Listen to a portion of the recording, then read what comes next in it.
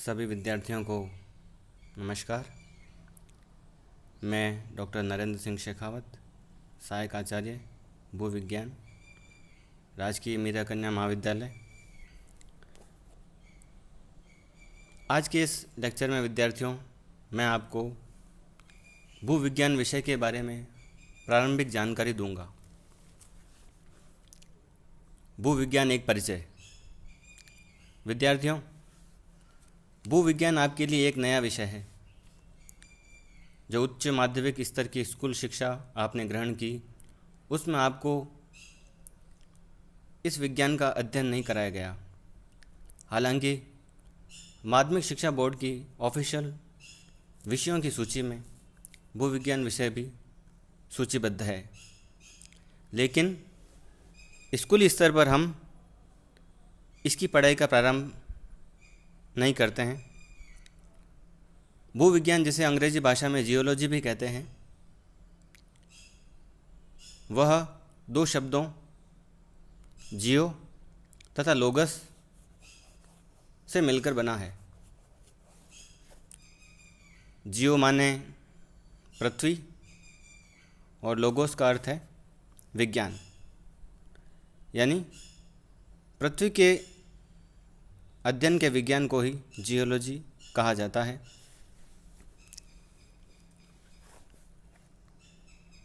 भूविज्ञान जियोलॉजी का शाब्दिक अर्थ है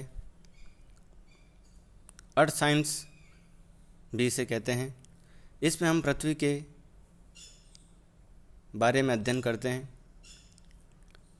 कि पृथ्वी का निर्माण कब हुआ, कैसे हुआ,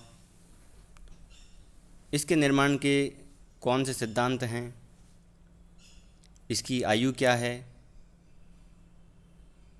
यहाँ पर कौन कौन सी चट्टानें पाई जाती हैं,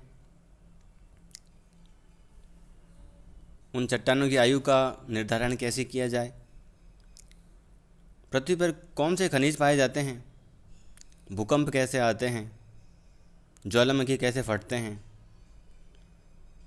भूकंप व ज्वालामुखी किन स्थानों पर मिलते हैं, सर्कम पैसिफिक या जिसे हम पैसिफिक रिंग ऑफ फायर भी कहते हैं, वह कहाँ स्थित है, महासागर क्या हैं, इनका निर्माण कैसे होता है, चट्टानें क्या है, कितने प्रकार की होती हैं, पृथ्वी की आयु आदि का अध्ययन हम भूविज्ञान विषय के अंतर्गत करते हैं। भूविज्ञान के अंतर्गत सोलर सिस्टम का भी अध्ययन किया जाता है। जैसे हमारे सौर मंडल में पहले 9 ग्रह थे, फिर प्लूटो को हटाकर 8 कर दिए गए। उनमें से एक हमारी पृथ्वी भी है, जिसे हम ब्लू प्लैनेट या नीला ग्रह भी कहते हैं। पृथ्वी एकमात्र ग्रह है जिस पर जीवन संभव है। पृथ्वी के उपग्रह कौन से हैं, अन्य ग्रहों के उपग्रह कौन से हैं, उनके मध्य दूरी कितनी है, इन तमाम बातों का अध्ययन, विस्तृत अध्ययन हम भूविज्ञान विषय में करते हैं। इसके अनेक शाखाएं हैं भूविज्ञान विषय की। जैसे एक शाखा है स्ट्रेटिग्राफी। इसके अंतर्गत चट्टानों के आयु के आधार पर उनका वर्गीकरण किया जाता है, जिसे स्ट्रेटिग्राफी या हिंदी में जिसे स्तरीकी भी कहा जाता है। पृथ्वी की आयु 4 अरब 60 करोड़ वर्ष है। इनमें चट्टानों का निर्माण कब शुरू हुआ? जितनी भी चट्टानें हैं उनको आयु के आधार पर क्रमबद्ध रूप से जमाना ही स्तरीकी कहलाता है। भूविज्ञान की एक अन्य शाखा भौतिक भूविज्ञान है, या जिसे फिजिकल जियोलॉजी भी कहते हैं। इसमें पृथ्वी के जियोडायनेमिक्स का अध्ययन करेंगे। पृथ्वी पर भूकंप, ज्वालामुखी, सुनामी क्यों आते हैं, इनका अध्ययन इसमें किया जाता है।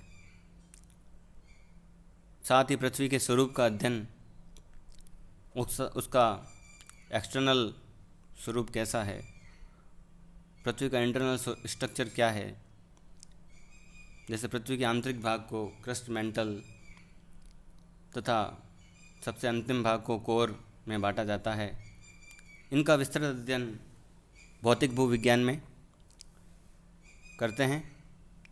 इसके साथ ही भूवैज्ञानिक कारक जैसे जियोलॉजिकल एजेंट जैसे रिवर, विंड, सी, ग्राउंड वाटर आदि वातावरणीय कारकों का अध्ययन भी किया जाता है। वे किस तरह पृथ्वी की सतह को प्रभावित करते हैं, इसका अध्ययन हम फिजिकल जियोलॉजी में करते हैं। भूविज्ञान की एक अन्य शाखा इकोनॉमिक जियोलॉजी भी है। इसमें चट्टानों का अध्ययन किया जाता है जिनमें आर्थिक दृष्टि से महत्वपूर्ण खनिज पाए जाते हैं, जिनका उपयोग उद्योग धंधों में किस प्रकार किया जाए, इनका आर्थिक महत्व बताया जाता है। भूविज्ञान की एक अन्य शाखा स्ट्रक्चरल जियोलॉजी या जिसे संरचनात्मक भूविज्ञान भी कहते हैं। इसमें पृथ्वी सतह पर पाई जाने वाली तमाम चट्टानों पर जो भी संरचनाएं बनती हैं उनका अध्ययन किया जाता है, जैसे fold, faults, joints, bedding planes, lineation, schistosity, gneissosity. इन सभी संरचनाओं का अध्ययन हम संरचनात्मक भूविज्ञान में करते हैं।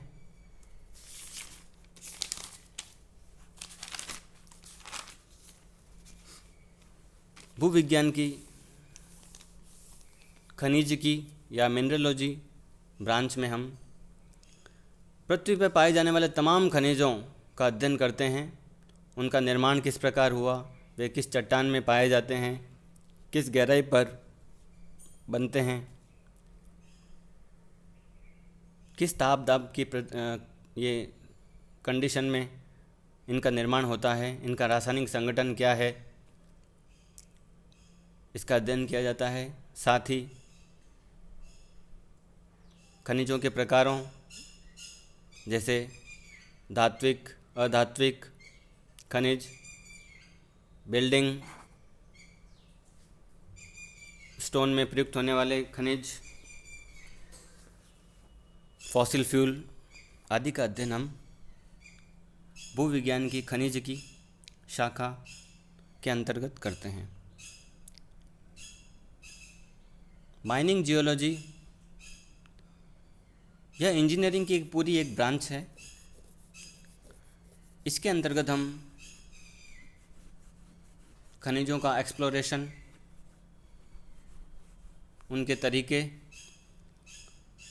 खनिजों के एक्सप्लॉयटेशन तथा माइनिंग मेथड के बारे में जानकारी प्राप्त करते हैं।